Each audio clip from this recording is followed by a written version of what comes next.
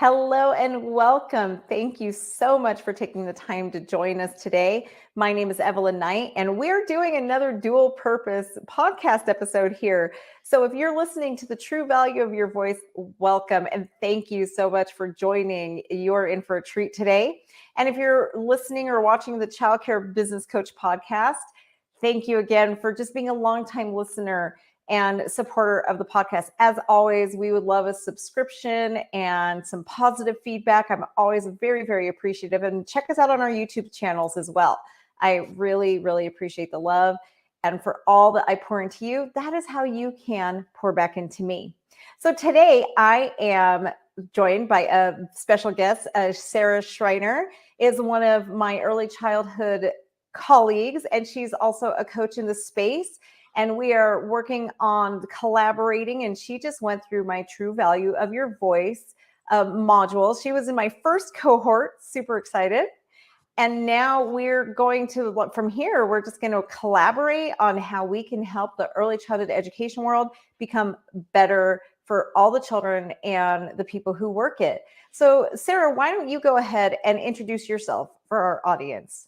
Well, thank you. That was such a nice introduction.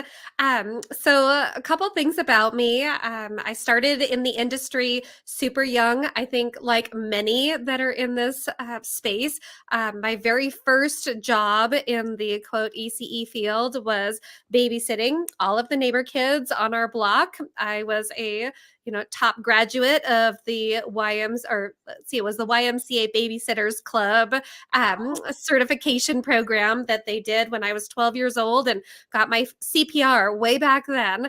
And Wow. from that point, I always knew that I wanted to be doing something in the space with children.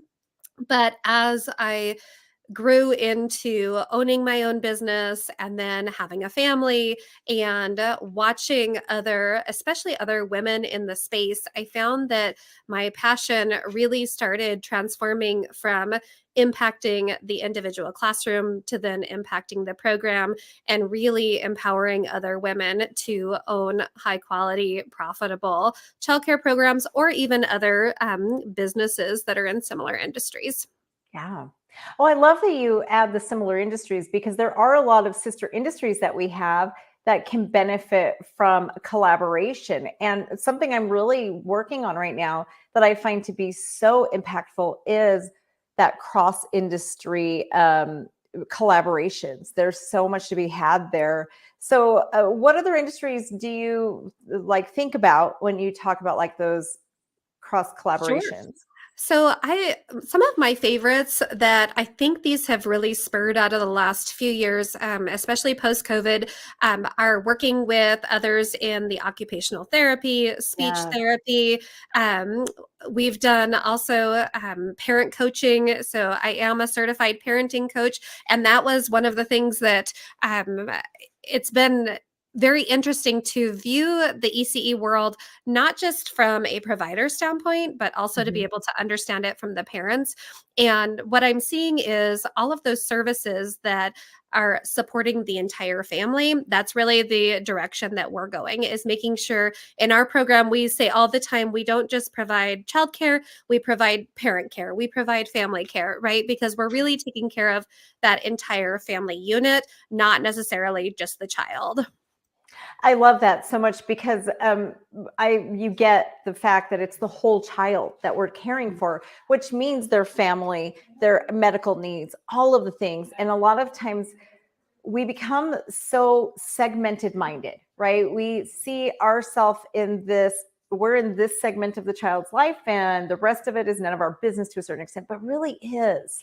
So I love that you are doing that. We're definitely so well aligned there. I know my program, we even turned my old office into a therapy room so that the therapist could come in and do whatever the children need right there at the center. So that collaboration in order to enhance the life of the whole child and to make the lives of the parents is just priceless. Well, I think that one of the things that we learned was um, I heard this at a conference. Oh, it was this last September. I was speaking at a conference, and one of the presenters said, we expect the most of parents when they have the least. We expect them to be able Mm, to take the most amount of time off of work because their kids are sick, when they have the least amount of time, sick days banked up because they're new in their career. And we expect them to have all of these medical bills, for well child checks and whatnot. But they're brand new and in their career. And so I've really taken that to heart, and I encourage my team because and I'll be the first to say, before I had children, I was on a high horse, right? I had this great idea, I had my degree, I knew exactly, if parents would just do these things and be consistent and, make sure that they follow all of these best practices, then their family would everything would yeah. be fine. And then we brought our daughter into the world, and she taught me that I didn't know anything about Yeah. any of that. And so my heart grew to really include parents in the process, because there is not a handbook. No matter how many parenting books there are out there, every Yeah. child is unique, every child is different, every situation. And so when we truly understand the family dynamic, we understand how we can support all of them. It changes the overall it changes the outlook for not just the child, but the parent, where we can maybe bring a little more joy to a season Mhm. that society expects to be extremely joyful, and they want you to show all of the joyful moments, but it's also very stressful. Right. The reality behind it Mhm. is not what most people think at all. And I think that transparency helps people to see what is it really like. And I Mhm. know in early childhood education, especially in the private sector, we are struggling so much with the business end of childcare. But to a certain extent, sometimes I feel like we do have ourselves to blame for that because we have presented it as something it's not. Mhm. And when you are transparent and let people see behind the scenes and really understand, that's when we have more people who align with us, back us up, and not just back us up, but go and advocate for us as well. Absolutely. No, I couldn't agree more. And I think that it's when we allow ourselves permission to have those vulnerable and transparent Mhm. conversations that we start seeing situations shift. I know we had a scenario in which there was a little guy who he really needed additional supports, and more so than our program could provide him at age 2. And his parents were willing to sit down and have open and honest conversation with us, and it became one of our greatest success stories because he got some amazing supports and then was able to return to our program and be completely successful. And I Mm. think sometimes as childcare providers, we get a bad rap when we say this might not be the best fit, or this might, I think your child needs more support than we're able to provide them Yeah. right here and right now, when 9 times out of 10 it's because we really do want what's best for that child and that family. And I was blessed, and we were blessed to be able to be part of their journey moving forward. But it is really tricky when we're dealing with the business side of things. And at the end of the day, we are a business that has to make ends meet. And we Yeah. take on a lot of risk, right? In order to be able to serve these families well, but also in order to be able to just pursue this industry. Yeah. And I want to say that it is okay for us to see this as a business. So many owners out there, there's almost a guilt and shame that's projected onto us by the industry. And this is by parents, by teachers, and by ourselves. We do it to ourselves too, because it's like, well, you're in business for children. Yes, we are. We are. We are a very necessary industry. And it's okay for us to treat it like a business, because if we don't, we're not going to make it. And that's part of the reason our industry is facing the cliff that we're facing, because we haven't accepted that fact. And we don't treat it like it's a business, and we don't treat ourselves with the respect that a lot of other business owners get treated with and deserve. Absolutely. So, Yes, yeah. I So, couldn't agree more. I think that I see that a lot with our mastermind members in our group. They often will talk about, I'm nervous to raise my rates, or I'm nervous to enforce this mhm, policy, or I don't want to hurt their feelings. And while I get that we are a heart led industry, I also think that, like you said, sometimes we're the ones that are the most detrimental to the industry because we forget to run it like a business. I 100% agree with you on that. And I also hear, like, from the people that I coach all the time, where they're apologizing. Well, I paid myself this much and they're apologizing for it. And it Yes. just always, and a lot of times they're not even making as much as they pay their own directors. And I just kind of like, wait, why are you apologizing for me? Nobody goes into business not to make money, except for in this industry. In this industry, for some reason, it's this like shame and guilt. And it's really just comes down to the fact that we are stuck in a scarcity mindset, and our industries understanding of what money really is and what it means is so skewed. And just that financial intelligence is almost lacking in certain segments, which is just kind of an epidemic, which is why people need coaches like us to help them come in and understand, like, no, you don't have to live like this. It's okay for you to make money on your company.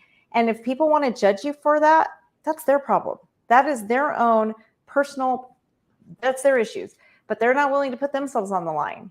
So I'm curious what you've seen with your clients, because one of the things that I've seen most is I really truly believe that a lot of this scarcity mindset, especially when it comes to money, stems from early childhood experiences in which they were modeled either that scarcity mindset, or money was tight, or a lot of my clients I hear where their parents would talk about if someone was wealthy or if someone was successful, it was they had this negative connotation instead of this admiration, and let me learn from them. How did they do that? And they forget that when you have more, you can give more, and you can be more generous, and you can do more things. But are you seeing that same thing with your clients? Absolutely. A couple things on that. Yes, I do see the same thing. We do choose our professions based on childhood wounding. And that's just a fact. You can look at people and see, based on what they chose as their profession, where their childhood wounding was. That's just something that we do in life. It's a way to nurture our inner child and whatnot. And so, what we see a lot of is they were brought up with that money doesn't grow on trees, money is the root of all evil, or gosh, those paradigms that are so false. Oh, money changes people. I think that's the biggest one, right? Money changes, but it doesn't. Money enhances who a person has always been and who they are in their heart, but it doesn't change a person. And one of the things I like to tell my own children is when people say money doesn't grow on trees, well, actually it kind of does. It's made out of paper, and paper grows on trees. And all of the things that it's like, those paradigms that are so wrong that we learn growing up. And that is, mindset is huge. And something for our listeners to really understand is when you are struggling in your business, a lot of it is your mindset. And there are some fine tuning, but coaches like us, we can fine tune all we want. But if they're not fixing their mindset, there's not a whole lot we can do. I remember for me, it was, I grew up, we're in Montana, rural community, and it's like, if you can do something, you should do it, right? So if you can change the oil in your car, you should do it. If you can mow your lawn, you should do it. There was this idea, you don't pay anybody for, something that you're perfectly capable of doing, which I think serves us entrepreneurs in the early stages of our business, right? Because if we don't know, we jump and we figure it out and we research and then we do it. The problem is, for me, I became the bottleneck in my company because I thought I was going to do everything. And so, I ended up being I would be digging paper jams out of the copy machine, and then I would be doing the grocery shopping, and I would be planning the schedules and doing payroll and all of the things. And that was when I found myself in this significant season of burnout, because no matter how many times I tried, I was dropping the ball somewhere. And it was when I found coaching programs myself, and I was able to then have someone help me see that, oh, this really wasn't the program not working well. This was Sara. Sara needed it to change, and Sara needed to change her mindset. And then things started falling into place. And yes, I was in the same boat as you were there, same process where I was doing the same type of thing. I didn't realize that when I was doing all these little tasks, thinking I was saving money, what I didn't realize is it was actually taking me away from the revenue generating tasks I should have been focusing on, and those generating tasks that make our quality better and all those things. So now, and I think I did it with you guys in True Value of Your Voice, I take all my clients, I'm sure I did, because I take anybody who works with me through a process of understanding your value. It's one of the most important things to me, is helping people, which is why I named the course I do and this podcast, The True Value of Your Voice, because we need to know our value. And so I help people understand, how much do you want to be worth? How much do you think you're worth? For me, I decided that my worth is at about $1,000 to $2,000 an hour. So I asked myself, would I pay somebody, right now I ask myself, would I pay somebody $500 an hour to do this task? And if the answer is no, I don't do it. Then we delegate it, right? And it's the same thing I've taught my director. This is what I pay you. Would we pay somebody that much money to go sweep and mop the building? Then you don't do those tasks. Really understanding your value. And what people don't understand about that is one of the keys to success. When you stop doing things that are below your pay grade, it gives you time to do the things that are at your pay grade well. Absolutely. No, I couldn't agree more. And I think that for me, it was being confident in my value and not feeling guilty for that. I think that I would find myself second guessing or questioning, or, am I doing enough? That was something that was constantly in my mind. I definitely am the visionary of my company. Mm-hmm. I want to be able to sit and dream the big ideas. But when it comes to the planning out the details and whatnot, I need a solid team to be able to do that. And I found myself feeling guilty that I wasn't participating in those roles. And so again, we go back to our childhood and go back to, what are the things that we need to identify, and how do we need to change our mindset to where I recognize this is my unique brilliance. This is my gift from God, that, he put me on this earth to have big, shiny, bright ideas, and be able to truly embrace that, and to feel like I'm worthy of the price point that I set for myself. And I think that's really challenging, especially in the early childhood industry. It really is, because this industry doesn't understand that concept very well. And they are so stuck in that scarcity mindset that they really just kind of produce that for ourselves, right? And that's why we struggle. Well, we see people struggling in being seen as professional. And something I teach too is that, like, I don't struggle to be seen as a professional, because I know I am. And I present myself that way. And I stand in my own power, right? And so do you. So we don't have those same struggles. So I love where this conversation's gone, because it really just goes to show for our audience out there that you need to work with people like Sara and I, who can actually help lift you up, and who can really help you with those mindset pieces, because that's really what's holding you back. We can also give you the techniques, the systems, but if you don't free yourself from that mindset prison, you're not going to elevate.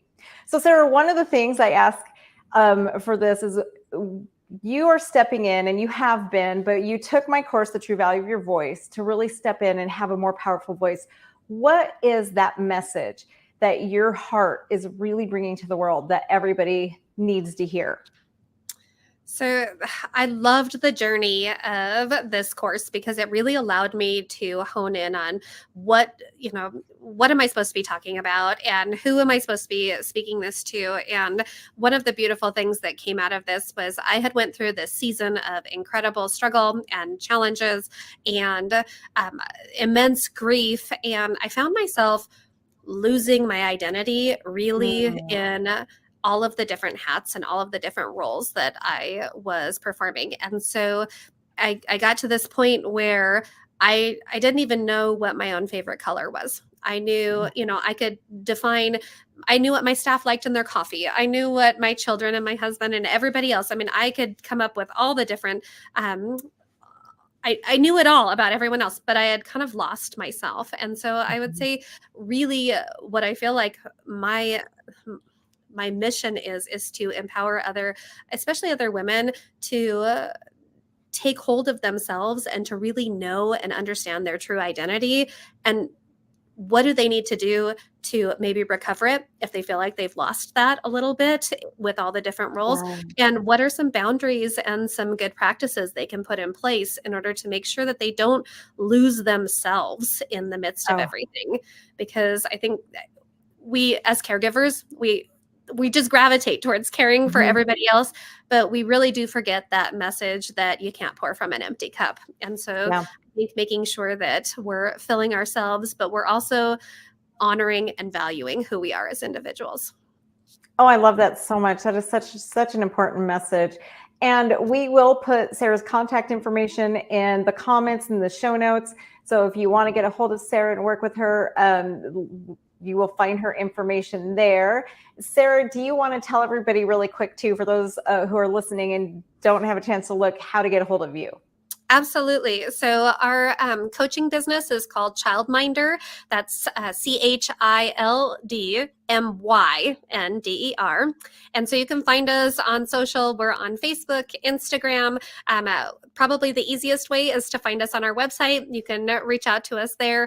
And then we also have a private Facebook group that is called Childcare Owners and Directors. And so that is just a great place of collaboration. I know, Evelyn, you're in that group, and you've given some, I love your feedback because you always make me think a little bit. And I'm like, oh, I love this because those are my favorite conversations.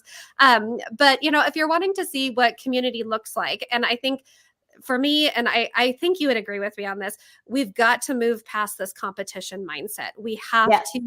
We have to embrace collaboration because we're all working towards the same thing. Mm-hmm. And so for all of us coming together and having a place to do that, I think that's where the beauty of the relationships that have really come from this course are. Oh, thank you. That's awesome. But yes, I 100% agree. And since you brought that up, I will tell you, one of the main missions I'm out for this year is that collaboration over competition, right? And again, competition comes from a scarcity mindset. When you believe that there's not enough in the world, to some of you, people like Sarah are my competition. We've had a couple other people like Prana Richards on here that people will actually ask me. I actually get messaged like, you always promote your competition. What's going on? Like, no, they're not. There is more than enough for all of us. And honestly, my heart, and I know your heart, is just to see the early childhood education field rise bigger and better and just rise above where we are today and to survive what we're facing. And since we're on the same mission, it makes more sense for us to collaborate. And we both understand that there's more than enough. Well, it's a lot easier if we're all rowing in the same direction. Yes, exactly. And that's when we can actually create a movement and when we can really create change and the revolution that early childhood needs when we work together and see each other as collaborators instead of competitors. So I love being able to work with people like you who I know are out there to just do what's best. And bottom line, it's for the children, right? That is really what we're out for. Absolutely. No, at the end of the day, that's all that matters. It is. It is. Well, Sara, thank you so much for joining me and for being a part of the course and the podcast. I'm sure we'll have more opportunities to work together. But I really do appreciate having you and your contribution to this. Well, thank you so much for having me.